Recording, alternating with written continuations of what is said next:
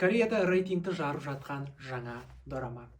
Бұл жерде бас кейіпкер, бас директор және оның хатшысы. Бұл жолы енді мүлдем өзгешелеу, өйткені бұрынғы дорамаларда бас директор ер адам, ал хатшысы әйел болып жатады ғой.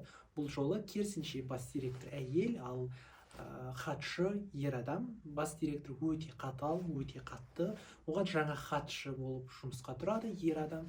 Ол кісі керісінше өте жұмсақ, өзінің жұмысына тиянақты, отбасына да жақсы қарайды, өзінің жалғыз қызына, және үй жұмысына да өте жақсы. Ал бас директор керісінше өте қатты, тек қана өзінің жұмысының ғана ойлайды. Оның бүкіл өмірінің мәні тек жұмыс. Осы екеуінің арасындағы махаббат басталады.